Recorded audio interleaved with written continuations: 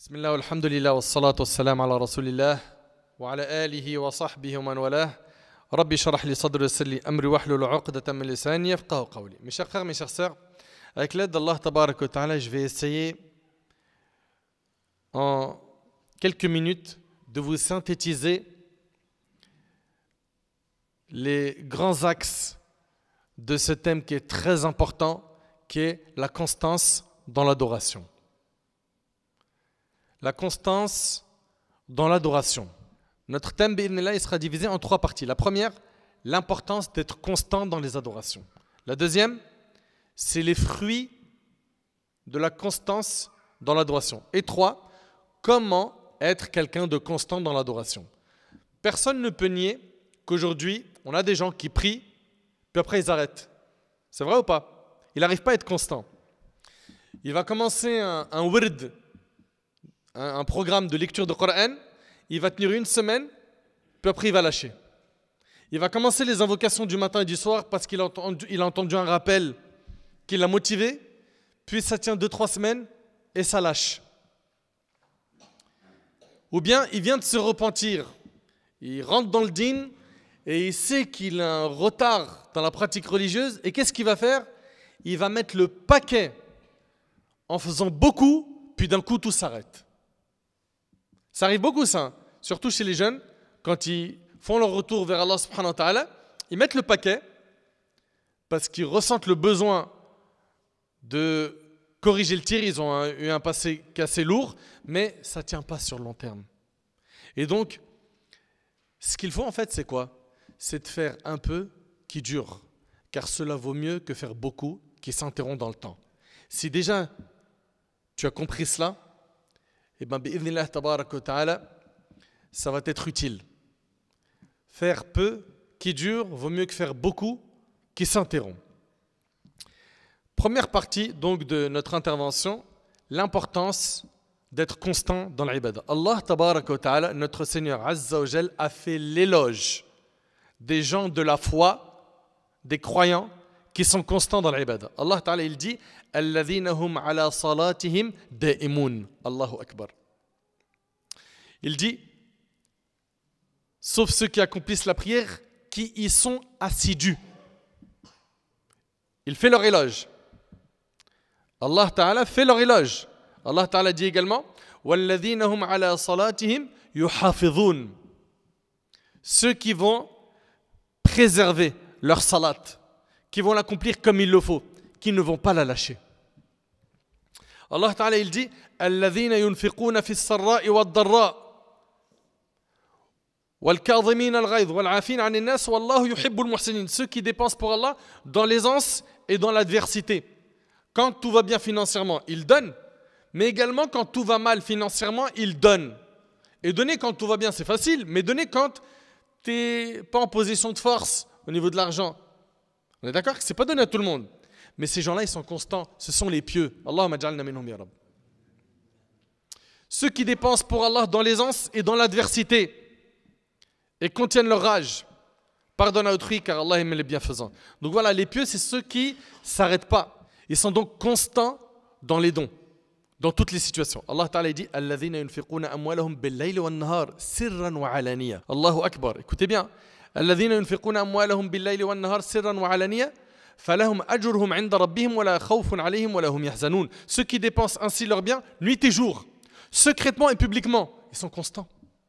Tout le temps, ils font le bien, ils dépensent de leur argent fi sabilillah. Leur récompense est auprès de leur Seigneur. Ils n'auront rien à craindre pour l'au-delà et ne seront point affligés pour ce qu'ils auront laissé sur terre.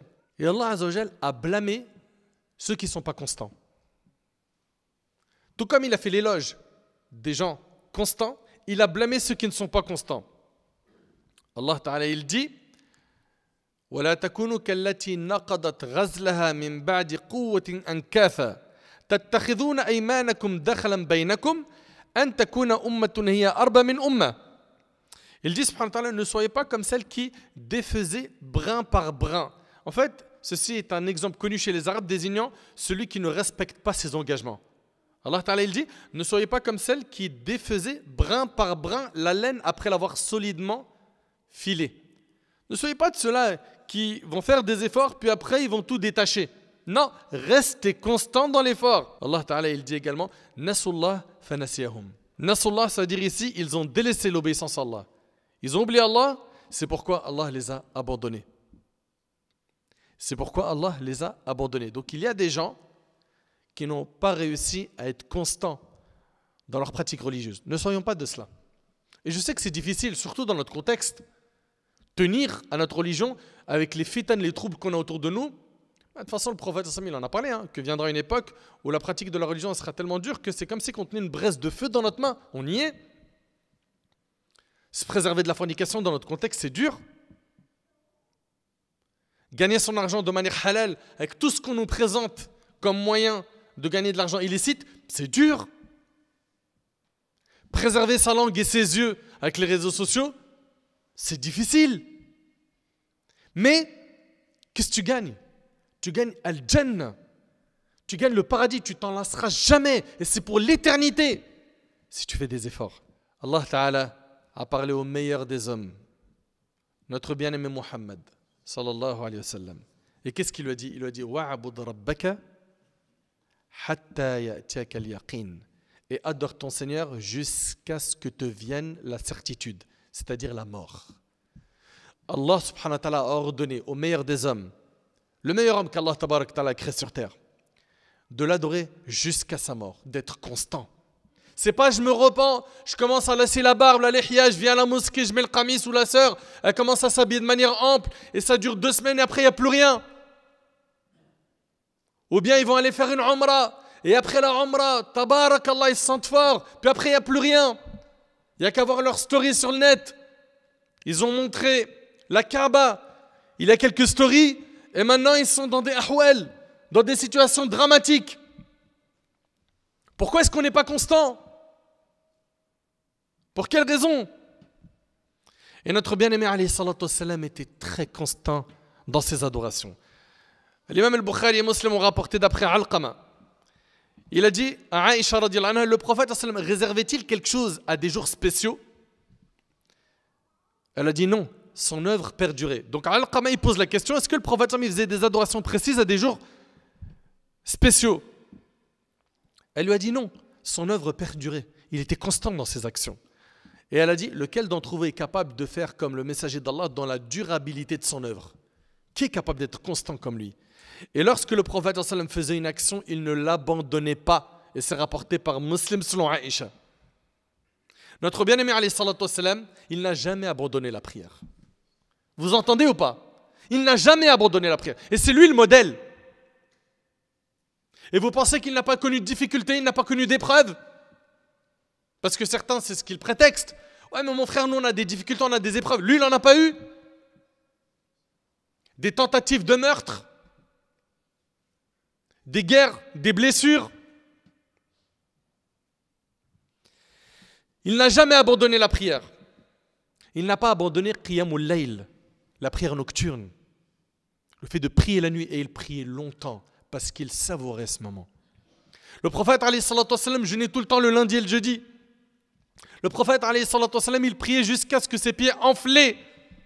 Et le prophète alayhi salatu wassalam évoquait Allah tout le temps. Il était tout le temps en dhikr. Voilà comment était notre modèle. Le modèle de l'humanité. Laqad kana lakum fi rasulillah uswatun hasana. Allah il nous dit azza wa jal, vous avez en le messager d'Allah un excellent modèle à suivre. Et puis pour ceux parmi vous qui ont étudié la biographie du prophète, l'avez-vous vu couper ses efforts à un moment dans sa vie? Da'wa, sacrifice, enseignement, appeler les gens là. Est-ce qu'à un moment il s'est dit stop, je marque une grande pause? Il ne s'est pas arrêté alayhi salatu wassalam, depuis le jour où il a reçu la révélation jusqu'au jour où il a rencontré Allah tabarak wa ta'ala. Et le prophète alayhi salatu wassalam enseignait à ses compagnons d'être constants. Regardez ce qu'il a dit ici dans ce magnifique hadith, subhanallah. C'est Abdullah ibn Amr ibn al-As radiyallahu anhu qui relate que le prophète a dit « Oh Abdullah, ne sois pas comme un tel. Il veillait la nuit en prière. Kana yaqum al-layl fataraka qiyam al-layl. il priait la nuit en prière, puis il a délaissé la prière nocturne. Et c'est rapporté par Bukhari Muslim. Le prophète, il dit aux compagnons, sois pas comme un tel, sois toi constant. Tu as commencé une adoration, tu la lâches plus. Et nous, en fait, dans notre vie, on doit être très ambitieux concernant ce qu'on se fixe comme objectif après la mort. Nous, on veut le Firdaus al-A'la. On veut le plus grand niveau au paradis qu'on peut atteindre, c'est le Firdaus. Ça s'obtient sans effort, les frères. Mes sœurs, ça s'obtient sans effort, ça. D'après Abu Musa al-Ash'ari, le prophète nous dit également, écoutez bien, soyez assidus à ce Coran, car par celui qui détient l'âme de Muhammad en sa main, il s'échappe encore plus vite que le chameau lorsqu'il se détache de ses liens rapportés par Bukhari Muslim.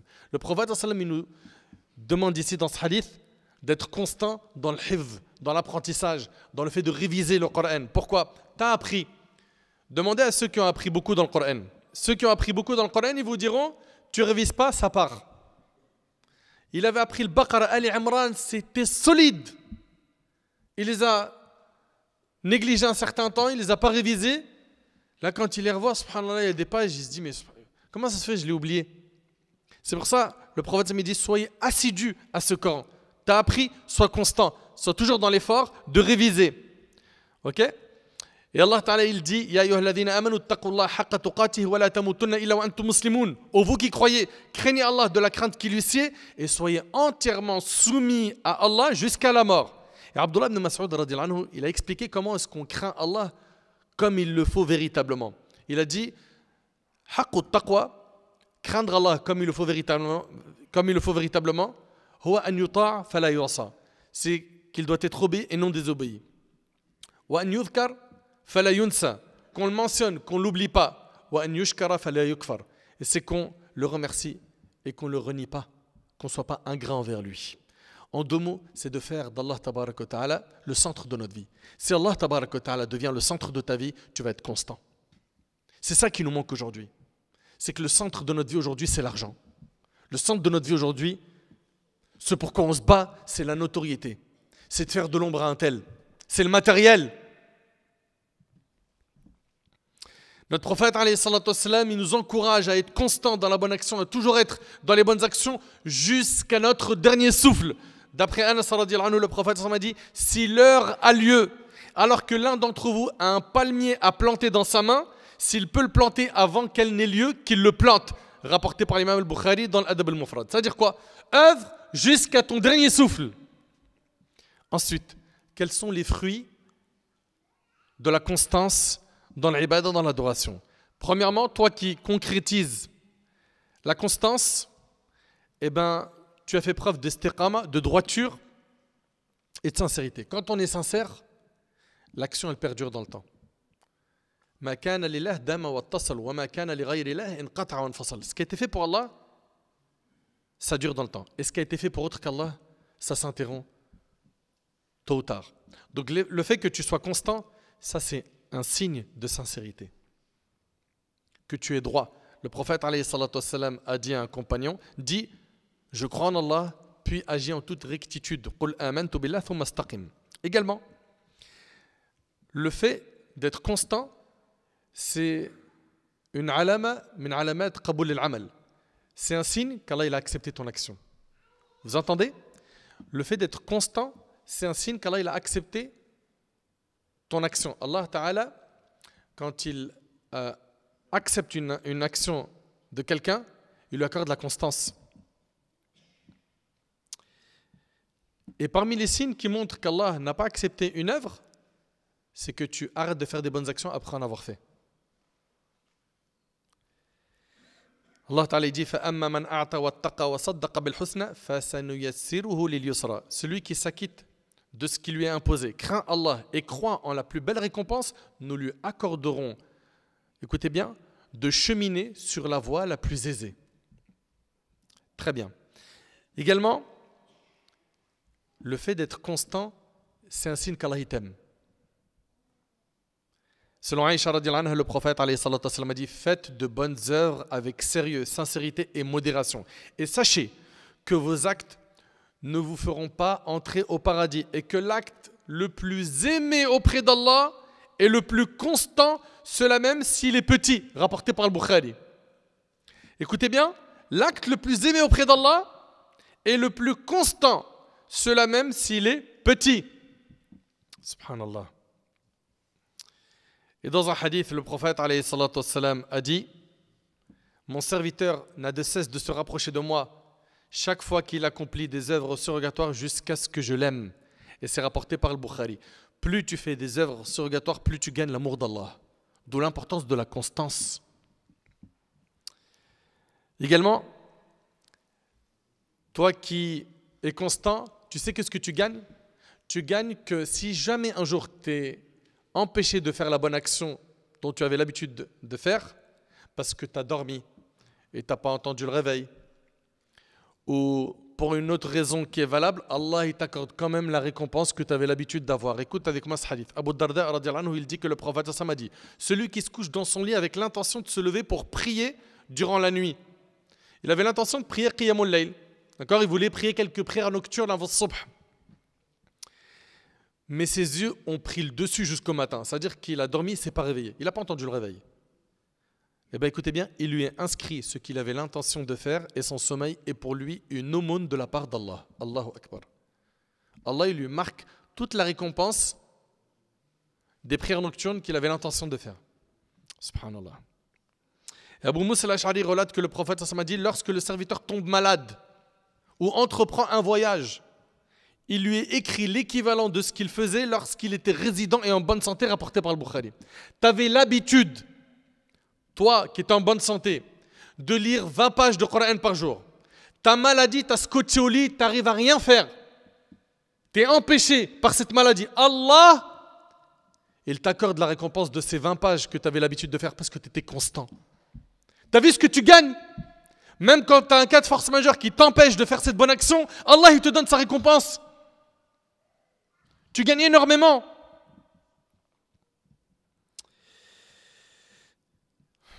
Et surtout, celui qui est constant, eh ben, il aura la bonne annonce au moment de sa mort. La bonne annonce de quoi? De la récompense d'Allah. Qui va lui faire cette annonce? Les anges. Inna alladhina qalu rabbuna Allah thumma istaqamu tatanazzalu alayhim almalaika alla takhafu wa la tahzanu wa abshiru bil jannati allati kuntum tu'adun. Ceux qui disent notre Seigneur est Allah, puis se tiennent sur la voie droite. Les anges descendent sur eux et leur disent: ne craignez rien pour l'au-delà. Au moment de la mort, ils sont rassurés par les anges. Et ne soyez point affligés. N'ayez pas peur. Réjouissez-vous d'entrer au paradis qui vous était promis. Maintenant, concrètement, comment faire pour concrétiser cette constance dans notre vie? Et c'est la dernière partie. 1. Le fait d'invoquer Allah. Invoque Allah.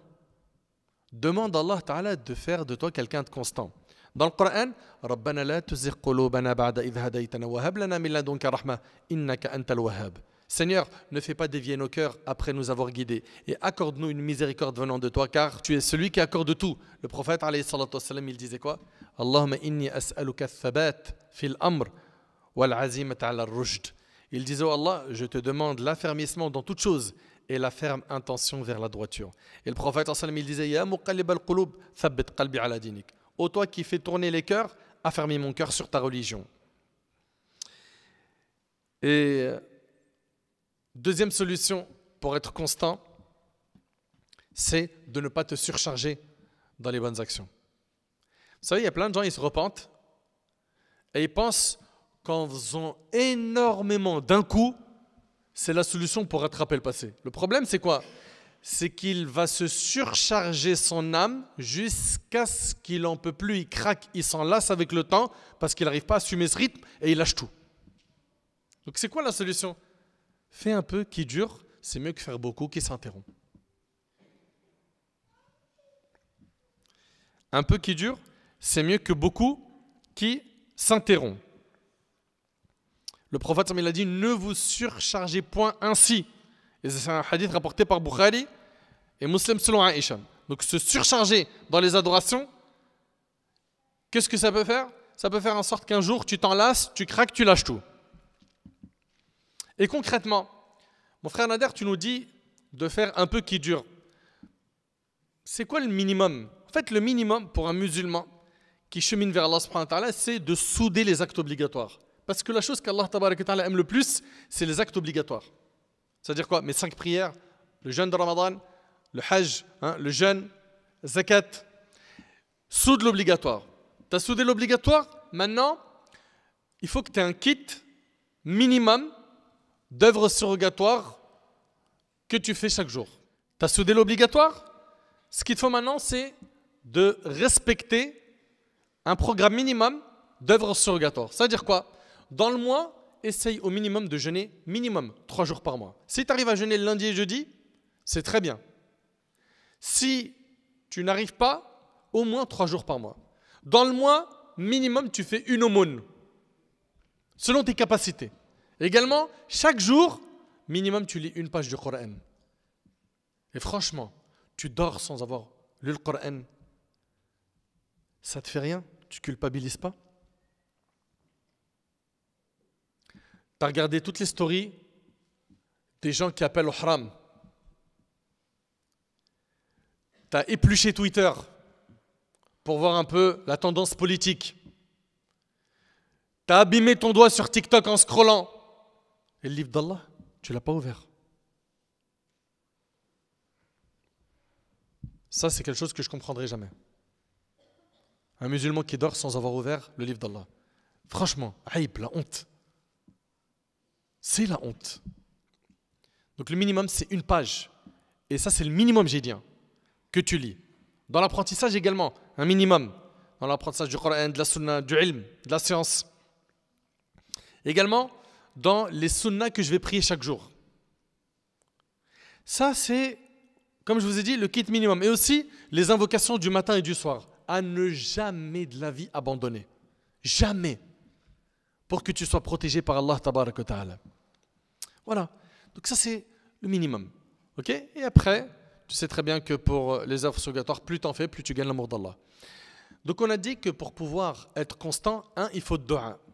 2, ne pas se surcharger. 3, c'est le fait d'avoir peur de la mauvaise fin. Parce que les savants, ils disent quoi? Ils disent Man 'asha 'ala shay mata alayh wa man mata 'ala shay bu'itha alayh. Quiconque vit sur une chose mourra sur cette chose. Et celui qui meurt sur une chose, il sera ressuscité sur celle-ci. Si toi, tu es constant dans l'adoration, tu auras une bonne fin. Et tu seras ressuscité sur une bonne action. Mais si toi, tu n'es pas constant, tu es en mode zigzag, un jour, tu es dans la pratique religieuse sérieuse et un jour, tu es dans la corruption totale, le risque, c'est que tu aies une mauvaise fin. Et on sera ressuscité de la même manière dont on est mort. Et donc ce point-là doit nous interpeller. Et vous savez, quand vous voyez quelqu'un de vivant, il est en train de faire des bonnes actions, soyez pas impressionnés par cela. Parce que le plus important, c'est sa fin. Le prophète sallallahu alayhi wa sallam a dit Innamal a'mal bil khawatim. Les actions ne valent que par leur fin. Et le prophète sallallahu alayhi wa sallam a dit ne soyez pas impressionnés par l'acte de quelqu'un avant de voir sur quoi il va terminer sa vie. Et c'est rapporté par Tabarani, d'après Abu Umama, qu'Allah subhanahu wa ta'ala il améliore notre situation et qu'il nous accorde une bonne fin. Aussi, toi qui veux être constant, écarte-toi de l'insouciance. L'insouciance, c'est quoi? C'est oublier l'au-delà. Oublier qu'il y a un paradis. Oublier Allah. Oublier l'enfer. Et le prophète, il a dit, celui qui prie la nuit en récitant 10 versets n'est pas inscrit parmi les insouciants. Rapporté par Abu Daoud, d'après Abdullah ibn Amr. Et dans le hadith d'Abi Jald al-Damri, le prophète a dit, celui qui délaisse la prière du vendredi par négligence 3 fois de suite, Allah mettra un sceau sur son cœur, rapporté par Abu Daoud et d'autres. Tous ces textes appellent à la constance et à l'effort qui ne s'interrompt pas. Pour finir, 2 points qu'il nous faut pour continuer à être constant dans nos bonnes actions. Le fait d'avoir une bonne fréquentation. Fréquenter des gens qui sont constants. Ça va déteindre, bidnillah tabarak wa ta'ala, sur toi. Allah ta'ala a dit au prophète, le meilleur des hommes, وَاصْبِرْ نَفْسَكَ مَعَ الَّذِينَ يَدْعُونَ رَبَّهُمْ بِالْغَدَاةِ وَالْعَشِيِّ يُرِيدُونَ وَجْهَهُ الْآيَةِ. Reste avec ceux qui invoquent leur Seigneur matin et soir, désirant uniquement son visage et ne détourne point de ton regard pour rechercher la parure de ce bas monde. Le prophète, Allah il lui ordonne de rester en compagnie de ceux qui invoquent Allah matin et soir. Et pour terminer, le fait de lire la biographie de nos pieux prédécesseurs. Ça booste la foi, ça donne de l'énergie et ça nous permet d'être constants. Lorsque l'on voit Saïd ibn al-Musayyib, ce grand savant parmi les tabi'in, pendant 40 ans, il n'a pas raté takbiratul ihram dans la mosquée du prophète sallallahu alayhi wa sallam. Takbiratul ihram, c'est la takbir avec laquelle on rentre en prière. C'est-à-dire que pendant 40 ans, il n'est pas arrivé à la mosquée dans la prière en groupe, dans la deuxième rak'a, la troisième, ou à la fin. Vous vous rendez compte de cette constance? C'est un grand savant parmi les tabi'in. Rahimahullah.